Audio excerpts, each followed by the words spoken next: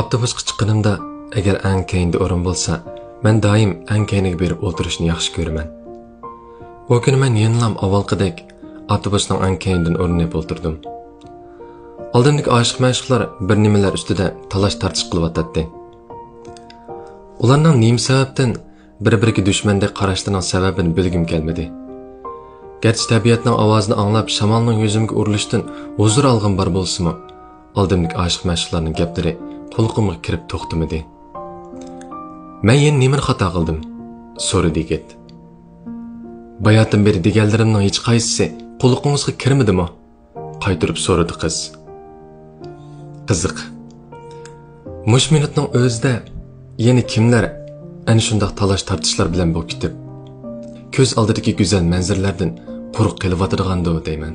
Oxir qulqimga tanishg'uchimni silib, tarim degan naqshni unli qo'yib olib, beshimni derazaga yo'ligunimcha oxirgi xiyollarimni boshlab etdim. Burun chet elning naqshlarini jiq anglaydim. Chet elga chiqqandan keyin nimishqikin Uyg'urcha naqshlarni jiq anglaydigan bo'lib qoldim. Tuyuqsiz qaysi bir muhabbat hikoyam esimga kechib qoldi. Men uni yaxshi tushunish uchun uning naqsh tizimligidagi barliq naqshlarni anglab chiqqan edim. Buni bilmaydi. U bir kuni mendan ikkimizning anglagan naqshlari nimancha vala o'xshaydi deb so'rab qoldi. Men uningga qarab mo'ramni qisib qo'ydim. Biraylarni to'g'ri yaxshi ko'rish uchun avval uni tushunish kerak. To'g'ri yaxshi ko'rish bilan yaxshi ko'rishning o'rtasidagi farq nihoyat cho'ng. Agar siz gulni yaxshi ko'rsangiz, yashayotgan muhitingizda gulning bo'lishi sizga huzur olib keladi.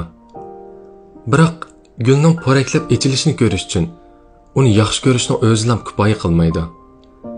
Siz uni yaxshi ko'rish bilan birga uni qanday parvish qilishni bilishingiz kerak. Uni o'rganishingiz kerak.